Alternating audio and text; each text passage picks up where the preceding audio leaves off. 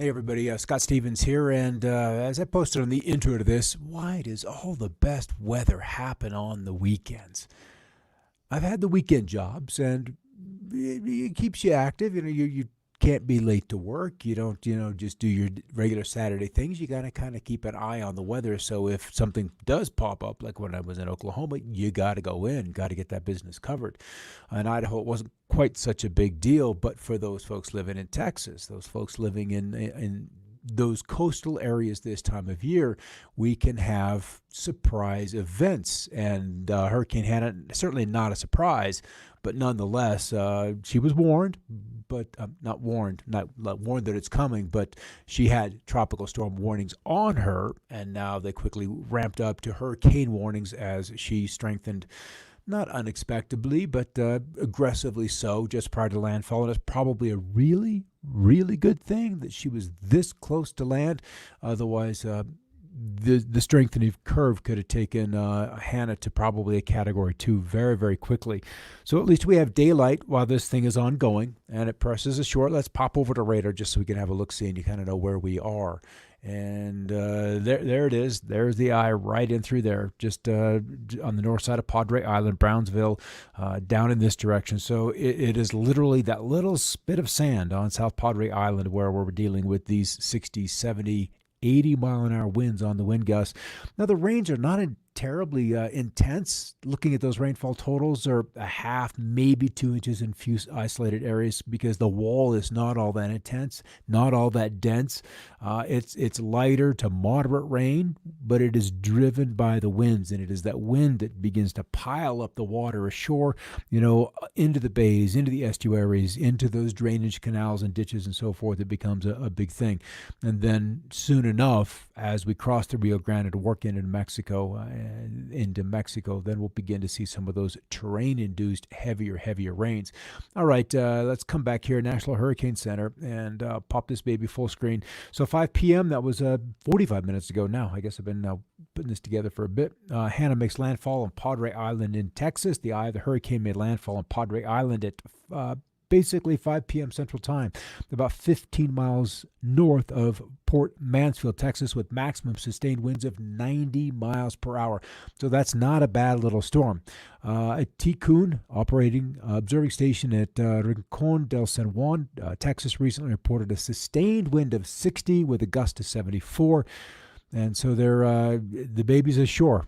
She's on shore. And it's kind of not the only event that we're going to be dealing with that's come into here, rather than having one of those little hot pop-up spots.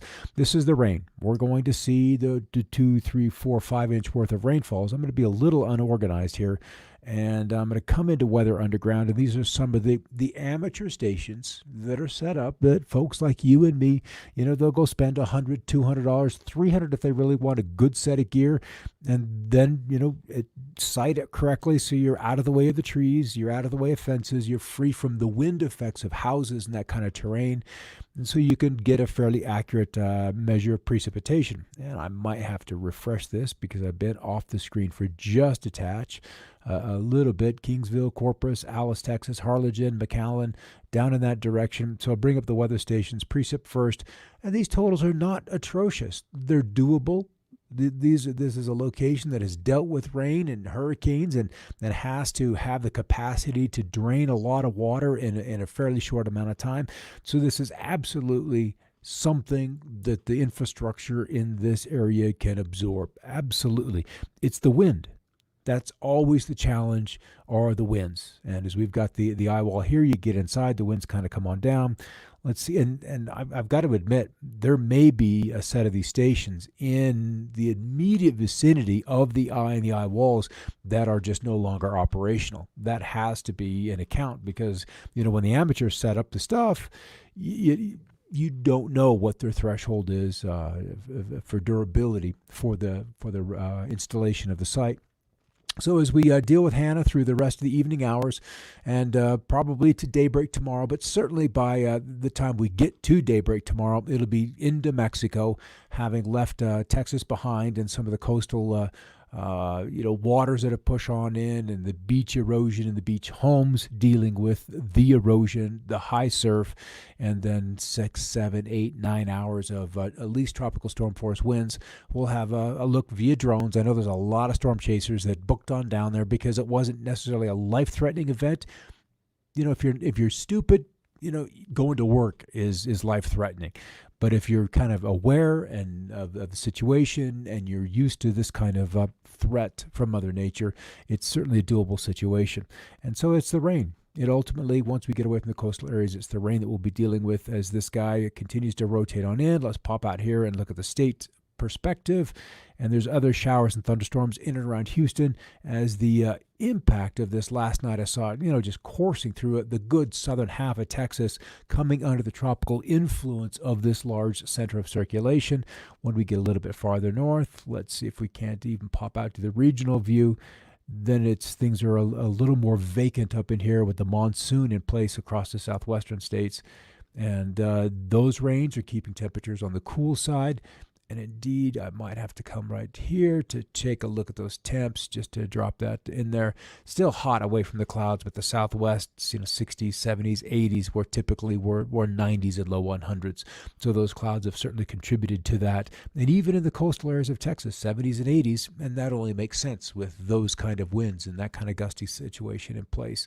So that is not the only game in town. Hanna is not the only game in town. We've got Douglas out there as it's going to graze the north shore of the Hawaiian Islands, every single one of them. It's like the path is set up, and we've got the Hawaiian Islands here, and Douglas says, let's just do a close call. Let me see if I can, in the 18 hours, 18Z models. So not as close to the Big Island, but nonetheless probably within a 60, 70 mile close call as we move through the remainder of this weekend. And that's not the only one. We have yet an unnamed storm out far, far out in the Atlantic. And as we kind of run, here's Hanna coming ashore. But as we move through Sunday, as we move through Monday, as we move through Tuesday, the models are kind of insistent that as we get to next weekend, next Friday, next Saturday, right out there, we've got through the Bahamas, another a minimum tropical storm. And if this model is actually accurate, this is definitely a hurricane as it goes north of the islands of Culebra and Vieques, and then on the north side of Puerto Rico. But this is probably far enough ashore or offshore that, and let's just throw that out there, this is 138 hours out. That straight up is a long time away when you come to predicting such a small target. It's like hitting a bowling ball down a football field. That's the kind of size difference we're looking at, because the hurricane is the bowling ball, at least because it's rather young in nature. When they get mature and they begin to spread out and they've been over the ocean and water, and free from any disturbances, they can grow to rather large. But at this point in time, this baby doesn't look like it's too terribly large, and the previous models have taken it with an additional close call to the southeastern U.S., and that takes us to probably 2, 3, 4 August that we'll be looking at that. So this is kind of where we are on this Saturday evening. Let's see, we got a few folks out there. Yeah, mostly on my homepage, it looks like. So there's Douglas. Let's play this into motion. And all the orange and yellow is the dry air out of the Pacific off the coast of Baja. That's a lot of dry air. So in some ways, Douglas has had to bring its own moisture, pull it off the surface of the ocean. And rather than being in an environment like there is in the Philippines and in China and that southeast part of the Pacific, where the water content is just through the roof, this little Douglas is in a little more challenging environment to maintain its intensity. And then there's a visible imagery of Hanna, and we'll see sunset here inside of probably 2 hours, 2.5 hours, and then we'll lose this imagery, and it's probably just as well. Then we'll be in the infrared, and it'll already be decidedly in the weakening phase. As far as the stateside, there's a lot of water out there. Thunderstorms are erupting on the high plains as we see another in a series of cool fronts that are keeping the Pacific Northwest cool-ish. Not cold at all by any stretch of the imagination for July, but kind of cool-ish. But then this humidity making it all the way up to the shores of Hudson Bay, where there's some light rain showers and dew points in the 60s. So it's good to get that warmth up there to get that vegetation going. And as we kind of look through the rest of the week, record temperatures, maybe a few Saturday, Sunday, Monday, but mostly focused into the northeastern states. Just in the Providence at about 95 on this coming Tuesday, where the old record also being 95. So that would be a tie set back previously in 1904. So that's kind of where the heat is. Elsewhere, with the showers and thunder showers just remaining rather abundant, we will see just a continuation of the cool weather out here. Cool again is a relative term for the month of July. All right, that's kind of just a quick update on Hanna. I wanted to do that because she is the first Atlantic hurricane, the first one to make landfall, and we're already the letter H. I would be the next storm, the one we kind of mentioned in about 6-7 days, could be near or in and around Puerto Rico, and its name is similar to Isaac. And that would be an I storm already. So we're coming up on storm number A, B, C, D, E, F, G, H, I, 9, where normally 9 doesn't happen until October. So this season is going to be a little bit on the festive side. Let's just put it that way.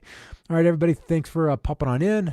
This is now on the record, and we will kind of watch Hanna through the weekend, and there's some storm chaser stuff I'd love to show you, but it's their work, it's kind of their property, and the beaches are just kind of looking really cool down in on South Padre. So if you're living down there, you're brave being on that little sandy island. I was down there a couple of years ago and just amazed that there were developers and insurers and homeowners that were gutsy enough to live down there on that sandbar. So brave folk.